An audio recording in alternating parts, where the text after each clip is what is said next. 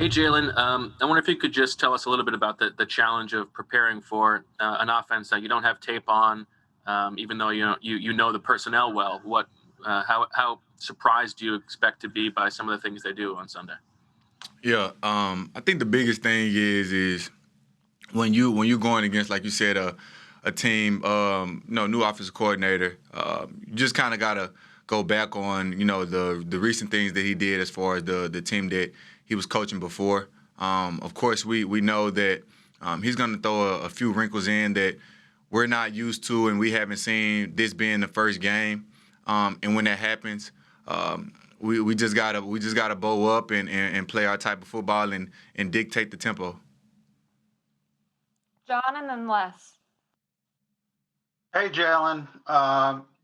Going back to last season, obviously, you guys got to see Dwayne Haskins a little bit, as you mentioned, change in offensive coaching staff. So a lot of things changed, but how much did that help you guys to see and kind of see his skill set and things he can do?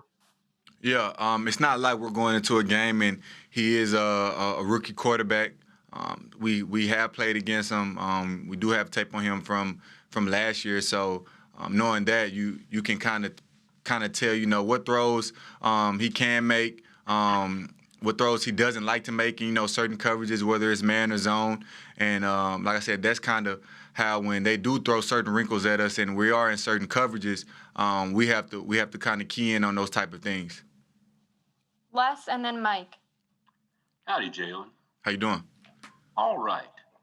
So I know you've done it before, but this will be your first real official NFL start at safety.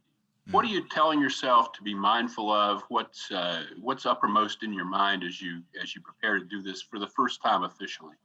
Play as fast as possible. That's my only goal. Going into week one. Play as fast as possible. Mike and then Jamie.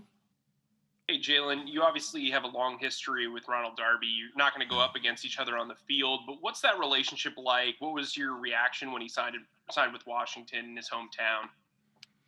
Yeah. I mean, I made history with Darb. You know what I'm saying? First cornerback time to win the Super Bowl in Philadelphia. So that bond is gonna be forever. That's my boy. I actually talked to him about 4 or 5 days ago. Just catching up with him. Asking him, did he make it out of camp healthy? He did. So that's always a good thing. But for sure, I mean, I know his emotions are gonna be high. Just coming from the Eagles and then going back to his hometown, those are two different fuels. You wanna kind of show out in front of your hometown, and he's playing for his hometown team. And then also on top of that, you gotta know he wants to show out because he played for the Eagles the year before. Jamie and then Ed Kratz. Hi, Jalen. You, among anybody, is someone that really plays to a crowd. You're very good at that, and you enjoy the fans, and they give you energy, and you give them the energy back. With that being said, sorry, what is this going to be like then on Sunday, knowing you're going to be playing in an empty stadium, and you're going to kind of have to bring your own energy? It's going to probably be one of the weirdest games you've ever played, right? Yeah, it's kind of gonna go back to those little league football games when I was 9, 10 years old, and only people there were the team moms and they were the water girls. So I think when it comes down to that, as far as energy and feeding off of the crowd, we're gonna have to lean on our teammates. Offense, defense, and special teams. Special teams out there, everybody got to be standing up on their feet, looking for somebody to make a play. Same thing with offense and defense. We're gonna have to feed off each other because, like you said, there is no crowd.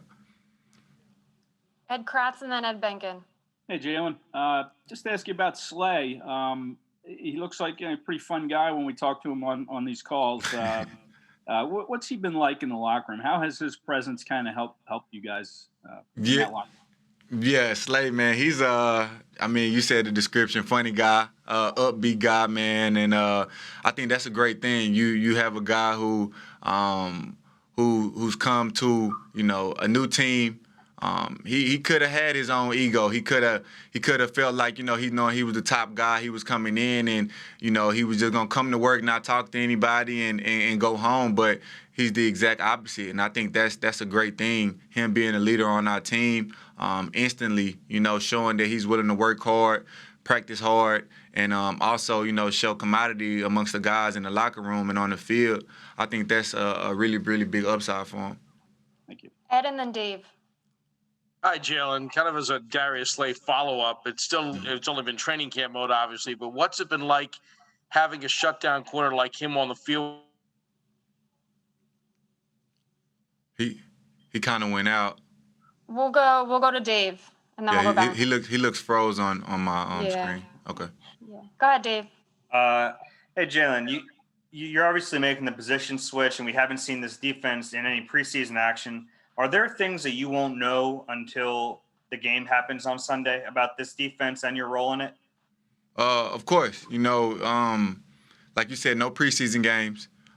So this first game is, our both. Week 1 preseason, so we are going to have to learn on the fly. Also, on top of that, us not knowing exactly what they're going to throw at us too is another wrinkle in it. So I think the biggest thing is after each and every series, coming down, sitting on the bench, talking to Coach Schwartz, talking to Coach M, looking at those tablets, seeing how they're attacking us and how we can put ourselves in position to make more plays. Let's go to Martin, and then we'll go back to Ed if you're ready. Hey, Jalen. I was wondering, we were talking to Rodney yesterday, and he said you guys were going to meet today as far as, planning what you would do on Sunday. Mm-hmm. And I was wondering if you guys had that meeting, if you made any kind of decisions, and also what you thought about the fans in Kansas City last night. I think were booing when both teams kind of had their show of unity. Just kind of your thoughts on all that. Yeah, as far as us as a team, we kind of do have something that we are putting together. Kind of want to keep it in-house right now because we're still trying to finalize everything, but we do have something planned. And as far as, saying the fans booing and things like that, we have to know this. It's no sign of disrespect to anybody, no type of race. It's about unity, and that's the message, So whether it's our message, whether it was Kansas City and Houston's message, whether it's any other team in this league, if they do decide to do something for this first week or throughout the whole season, we gotta let these people know that it's no form of disrespect. The only thing that we are trying to show is unity, and that's the only message. We'll go Ed and then Rob Motti. Hi, Jalen. Can you hear me now? Yeah, I can hear you. I kind of piggyback to the Darius Slay point. What's it like having a shutdown corner like him? It's only been practiced now, but how does that change the complexion of the secondary, and how does it help you settle in a little bit more at safety? Yeah. When you got a guy like that, like Slay, I think the biggest thing is knowing, when I see the ball is thrown to his side, it's not a gas for air. It's not oh, man, they're throwing it over there. When I'm looking over there, it's like the ball's going to either be knocked down or it's going to be picked off.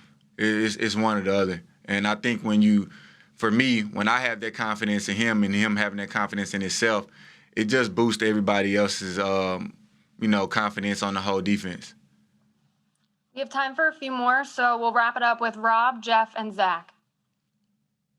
Hey, Jalen, before the season started, you and I talked, and you said you anticipated having a breakout year, even though you're moving to a new position. I was just wondering how you feel now after getting through training camp and scrimmage and everything else that you guys have been doing. And also, have you talked to Malcolm since the start of camp? Have you reached out to him, get some pointers? And what's it like? Obviously, you're going to be stepping into his position, but you're Jalen Mills. How do you separate yourself? Yeah. As far as the first question, I feel great. You know what I'm saying? I'm ready. I'm prepared. Not only to, of course, training camp it's a little bit different. Like we didn't have preseason games and different things like that. But, I'm ready to show, this organization, show the NFL, show the world, what I got, at safety. And then as far as picking up on with Malcolm, he's also in a new system. I did get to, talk to him and work out with him a couple times over the summer. But I'm the type of guy who, when it's camp time, I want to lock in, focus on what I have to do. I really don't want too many people calling me and asking me kind of questions. So I kind of just took that approach with him. But I'm pretty sure down the line during the season, I'll probably give him a shout or he'll give me a shout. Go ahead, Jeff. Jalen, when we used to talk to you or ask you about moving the safety, it wasn't a topic that you were keen on really always talking about. I'm wondering, after being there for a month and practicing out there on the field, do you feel like maybe this is a position that's better suited to your skill set?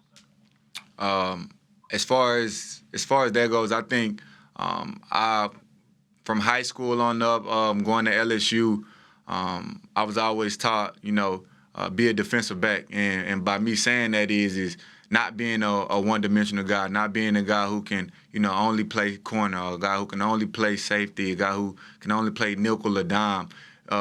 Being a defensive back and being a guy who can play any position on the field at the highest level. So as far as it being more suitable, I think I just call myself being a football player. All right, last question here with Zach. Hey, Jalen, a big part of that safety role that Malcolm played was run support. Obviously, during training camp practice, you can work on run fits, but without live contact, how do you know how you'll do against the run? Yeah, you're talking about as far as me? Yes, you personally. Yeah. One of the good things that Doug did allow and Coach Schwartz did allow was they would call it a live thud. So having those same run fits, but actually when we're meeting the running back in the gap or in the hole, like it's not a tackle to a ground, but it is kind of a collision, and just so you can feel that and get your weight underneath you because, like you said, it's not really live tackling, so it is different type of angles and different type of ways that you tackle different type of dudes. But I think the biggest thing is we did get to do that, and I'm just looking forward to it, man. Of course, everything's not gonna go perfect, but definitely looking forward to it. Yeah, hi, TJ. I wanted to ask you about Antonio Gibson, running back for Washington that you're going to be facing on Sunday. This is an odd situation. He's a rookie, got no NFL film that you can watch on him. How have you guys tried to scout him? Have you watched college tape of him when he was a slot receiver? What are your thoughts on him and what you've seen? Yeah, I kind of personally, I've just done a little research myself on him from college and stuff like that. And you can just tell from the tape very fast and also kind of a physical guy too. He's more stocky, I think, than people think. So kind of got to just be ready for, everything that they're going to try to do with him. We don't really have a great idea, but we are, we're going to be ready for anything that they have for us. So he's a really good player though. So I'm excited to see, how we attack that. We'll go Mike and then Zach. Hey, TJ, how you doing? I know you had all the linebackers and Craig James in that Fab Five special team group. Yeah. Craig and Duke getting that honor. Mm-hmm. Why do you think they deserve that? Yeah, it's a great honor and well-deserving of what they got in terms of captains. Guys that we look to in the special teams room, very much just because one, Duke, is a guy who's always bringing energy. Every meeting he'll start it off with, he'll put a song up there and he'll get the whole crew ready to roll, ready to go into meetings. And then Craig just a guy who, I look at Craig more of a leader by example, a guy who's always doing the right thing, always has the right effort and always willing to speak up when he has to. So two guys that we look up to a lot and guys who really, do a good job of trying to get everyone on the same page. So very well deserving and happy for those two guys. What did it mean? And then John. Oh, sorry. What did it mean to you to have all five guys make the roster again? Yeah, I think kind of when we first got back into the building, it was, we just kind of looked at each other like, let's, we're back. So it was good to see, and I think we're excited just to go out there and finally play again. So it'll be fun. We'll go Zach and then John. Hey, TJ, as a follow-up to the Antonio Gibson question, obviously we don't know how he's going to be used, but because of that receiving background, when you're a linebacker covering a running back, catching out of the backfield, what are the challenges with that and what goes into doing it well? Yeah, I think eyes is a huge thing when you're covering these backs. Typically you don't really see a lot of different routes or things like that from certain types of running backs. But with these guys and having some wide receiver history, you kind of have to be ready for anything. So they definitely create a challenge for us, but one that I think we're excited to take on and kind of see what happens. But very talented two backs they got over there, so it'll be a good challenge. John and then Daniel. Hey, TJ. We were talking to Zach Ertz a little bit yesterday, and he mentioned that because of this environment, no preseason, no tape, as you kind of mentioned, Yeah. you almost have to go back to a college mentality. You're a lot closer to college. Do you find yourself going back to those Wisconsin days and realizing there's going to be no preseason? We got to get ready no matter what. Yeah, it's definitely different from last year, just in terms of going right into the first game. But yeah, I think that's a good kind of way to put it, just in terms of you kind of go right from camp in college to a game. So it's going to be a little bit of that mentality. But I think everyone's just going to have so many emotions in terms of it finally being the first game. And I think the real key to it is just kind of finding a way to making sure that we're focused on what we need to be focused on, so we can play the way we want to play. So I think it's going to be a pretty big challenge, but one that guys are ready for. And once we get out there and get out in the field, it's it's football, so it'll be good. Go ahead, Daniel. Hey, TJ, going back to what Mike was asking you about Craig and Duke, both of them joined the team, kind of in progress last year. Duke came in the trade, Craig started on the practice squad. What is it about those two guys and their personality that they were able to kind of carve out that niche as guys coming in and become captains like that? Yeah, I think last year, obviously, like you said, they came in a little later.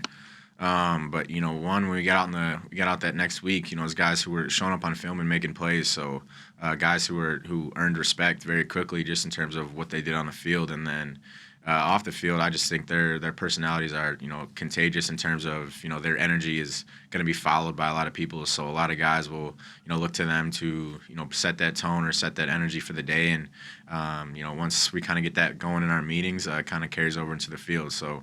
Kind of like I said before, I think guys who've earned that on and off the field, and they have a lot of respect from everyone in this building. So it's a great honor that they deserve. We'll go Ed Kratz and then Dave. Hey, TJ. Last year you were going into your first NFL game, kind of maybe uncertain of your role. This year, yep. I imagine you have a role. Just how different is it for you, in your mindset, and how excited are you for this? Yeah, very excited. Something that, I've looked forward to ever since, once the last season ended. I wanted to, work as hard as I possibly could to find a role on this team again. So it's gonna be different, going out there, and especially with the environment being a little different. But I think my role's changed a little bit, just in terms of playing more defense now and being in that role a bit more. So I'm really excited just to kind of see how I do myself. I put a lot of time in, a lot of work in. Now I want to go out there and just prove how much I've worked and how much better I've gotten and how much I can do for this team. So I'm excited. Dave and then Mike. Hey, Tej, you're playing in pretty close proximity to Jalen Mills. At least you did in training camp. What were your impressions of him as he makes that position switch, and how important is that communication aspect between the two of you? Yeah, he does. Now he's a little more in the box. We communicate with him a lot, but I think he's been really vocal, which is something you need right off the bat. He's been a guy who's wanted to know how we're seeing things and how we're fitting things, and a guy who I think just kind of jumped right into it and had as you guys know, Mills, he has no fear. So a guy who takes on a lot, and I think he does a good job just of making sure that everyone's on the same page at all times, which is kind of what we do. So to have that guy from the back end doing that same thing is. It kind of just helps the whole defense flow better. So it's been really good, and I'm excited to see us all just kind of get out in the field and let it loose. We'll wrap it up here with Mike. Davian and Sean are both going to have roles potentially as rookies. You stepped in right away, played special teams. What type of advice have you given them, or would you give them prior to this game, just coming in? Yeah. I mean, that's something that they've played this game and they understand, and I think it's hard to kind of tell someone expectations for their first NFL game, just because everyone takes it on so differently. But my advice is really been just to never get too high, never get too low. You know, you always want to be kind of right down the middle in terms of energy and emotion, just because if you get too hyped up, too energized and all that, you're gonna miss some keys, or you're not gonna be focusing on things you need to be focusing on. So as long as you kind of stay right in the middle of that, good things will happen. I know those guys will make plays. They're athletes, they're good football players, so I'm excited to see what they can do too. So it's gonna be a great time out there, man. Get the boys rolling again. Hey, Boston, how's it going? Hey. Hey, so they bring in Jason Huntley. What have you been able to see this week from him? Can you kind of talk about his speed and just his style of play? Yeah, very athletic guy, pretty smart guy too. He's been able to pick up a lot of the things in the playbook, and he's done a great job so far. Obviously the speed is there.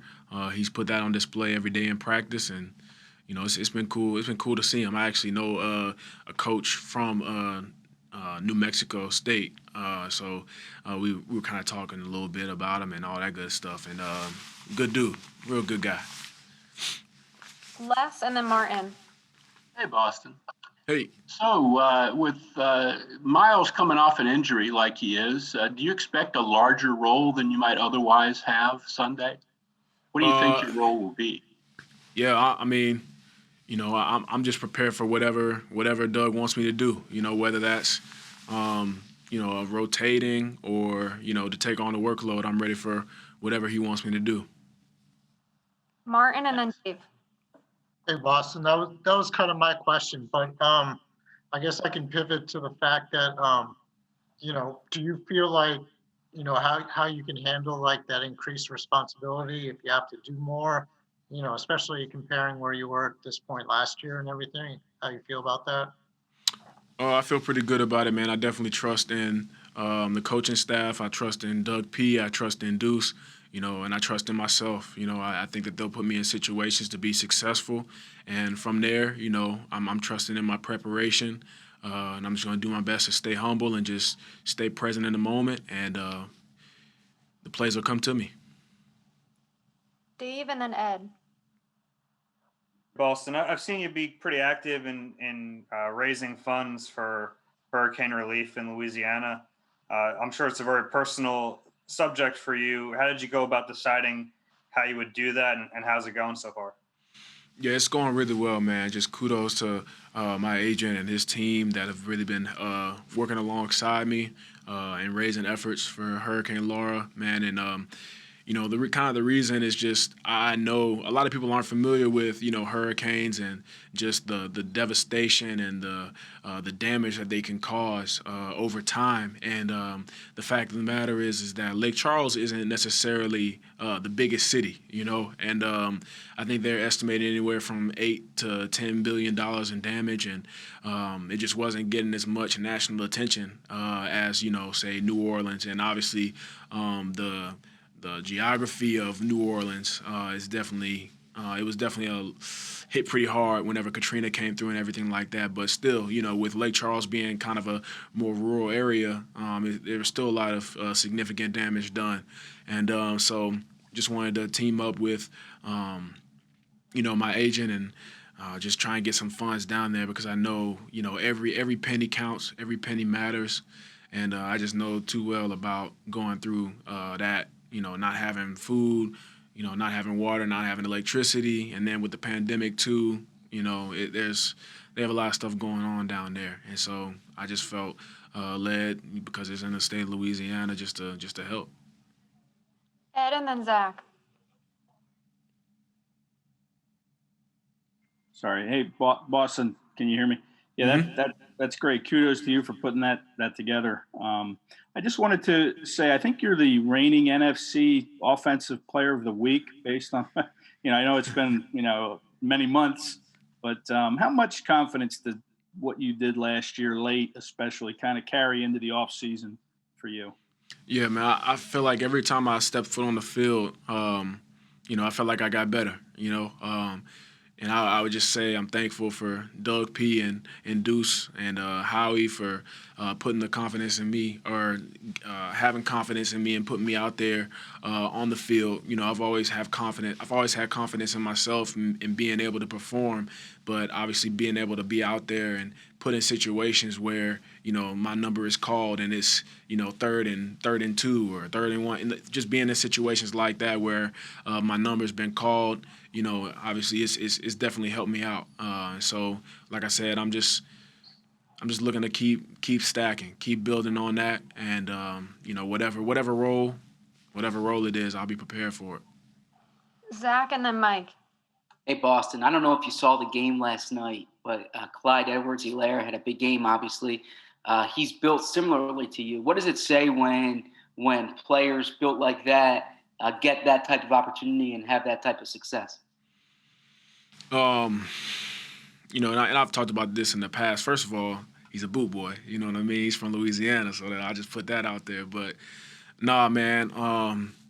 You know, he has a lot of heart, man, and you know, I've been able to learn a little bit about his story, underdog mentality, man, and honestly, your height can work out to your advantage. You know, if you're able to understand the blocking scheme in the run game and things like that. So you just saw that on display. You know, he didn't show any hesitance. He didn't show any. He was just hitting it, trusting his blocking, trusting the game plan, trusting the coaches, and you know, it's a lot of heart, man. Got a lot of respect for him. Go ahead, Mike.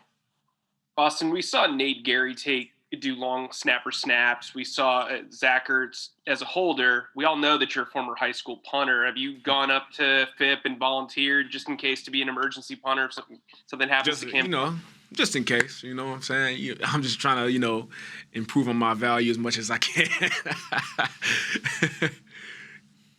So, but have you tried it? Like, I mean, I know you did the pregame stuff, but have you openly done it in practice? So we've had some opportunities. It's kind of been like a, you know, after practice type thing. There haven't been any situations in practice or anything like that. But your boy's gonna keep practicing. You know what I mean? Just in case. Do we have any other questions for Boston? Martin, I see your hand raised, so we'll end it with you. All right. Hey, Boston. I know like you and Greg Ward kind of both, you know, worked your way up from the practice squad and everything. I mean, what does that mean to you two guys? Do you guys talk about that often and everything, and how special this moment is for both of you to be on, you know, be on the 53-man and having a pretty big role this year? Yeah, man, it's you know, I can remember us just sitting down in the weight room just talking about, you know, when we do get an opportunity, you know, and just making the most of our opportunities, you know, even on the scout team, going against, you know, a stingy defense, you know what I mean? Just continuing to work on our craft and just, you know, the opportunities coming, man. Just stay focused. You know, one day he might be down, one day I might be down, but we just can continue to feed off of each other and build each other up, man. And, you know, Greg's just been through, man, he's been through so much, and we have, like you said, we have similar stories, and we're just doing our best to not take it for granted. We're doing our best to never be complacent, you know, and that's a hungry dude, you know, real hungry dude. You know, we're getting work in after practice and just continuing to do what we do, you know. You can take it in different ways as you go through those situations, but, you know, both of us being believers, man, we just believe that God placed us where we are for a reason, and we went through what we did because we needed to. So we are where we are now, and, you know, we're hoping to build on that and not look back. What's up, Cray? It's an interesting weekend for you, being a free agent technically for 18 hours or so.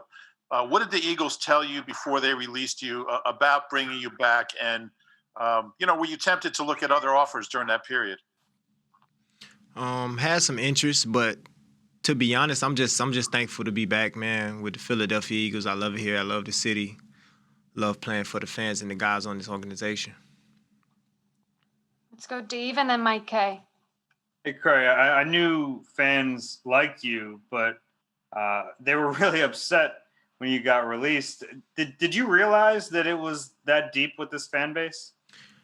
I mean, after my first rodeo here in 2018 with the Eagles, we went on that great run.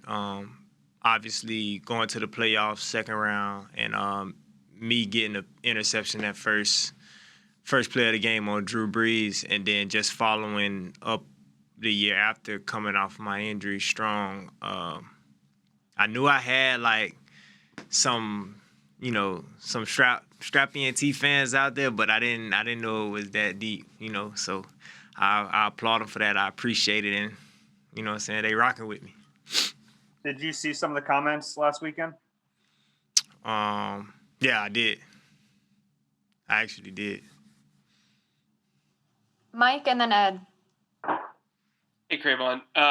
So I know you and Rasul are very close, and I know you've been through cut down day, and this was his first time going through it. Did you give him any advice or kind words, or just reflect on your experience when he was waived?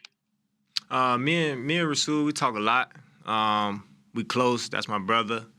You know what I'm saying? I love him like my own mother had him, and I just told him, keep his head up, keep doing what he's been doing, keep producing, keep being him, and keep being special.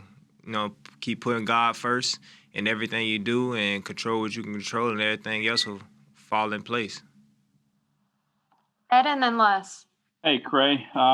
I just want to ask you about Slay. We've had him on a few times here. He looks like a pretty fun, loose type of guy. I mean, what's he meant to the locker room, just his presence, and then on the field as well? I mean, Slay, man, his character is outgoing. He's funny. He bring a different personality to the locker room as well. We have a lot of different personalities in the DB room, and Slay is definitely one of the ones who gonna have you laughing. You know what I'm saying? He gonna joke, dance with you, kick it with you, and he's a big addition to the team. Les and then Zach. Hey, Strap. One more question about last weekend. Did they tell you what they were doing, during all that maneuvering? Did they tell you, you'll be back Monday afternoon, or how was it handled? I was just brought up and released. Got released, and obviously you have to go through the whole protocol with, other teams having interest and things like that. But this is where I wanted to be, and I signed back here. I know the playbook, didn't want to go anywhere else and learn a new playbook and get into all that. Like I said, I love the fans, love Philadelphia as a city, love the organization and what it stands for. And I signed back, and I'm just thankful to be back. So when you were released, you didn't have any idea. I guess you were pretty surprised, right? Most definitely. But, I mean, it's a business at the end of the day. And like I said before, it's in the past now. I'm here. And my main focus now is going 1-0 this week against the Redskins. Well, the Washington football team. Go ahead, Zach. Hey, Cre'Von, when Jim Schwartz was talking about the depth on the outside now, after the roster moves, he said that they're comfortable playing you on the outside at this point. You've obviously been known more as a slot player. How do you feel on the outside if there's an injury and you're forced to go out there? I mean, whenever my number's called, I go out there and do what I do best. I put my best foot forward. Obviously, I have been moving around a lot. A lot of people do know me for nickel, but coming into the league, I was a corner. Don't have a problem with playing on the outside if that's the case. And wherever Jim need me, that's why I plug in that, I'll find a way to get it done. Thank you. Do we have any other questions for Cre'Von? Rube, I see your hand up. We'll end with you. Just to follow up, what was your reaction when you got released? Were you, if indeed they didn't tell you that we want you back to the next day, how disappointing was it for you? It was shocking, just as it was to the fans. It was very shocking. But is not my first rodeo. I'm going on year 5 now. You know, I've been cut before. I've been claimed. So you know, that's just the name of the game. This is just the business that we have to live with on a daily basis. You know, you can't down on that too long, and for the most part, going forward, my mental, I'm in a good place. I know who I serve. I know who my Lord and Savior is, and from here on out is the season here. Glad to be back in the building, and just ready to go to war with the guys. All right. Thanks for taking the time today, Cre'Von.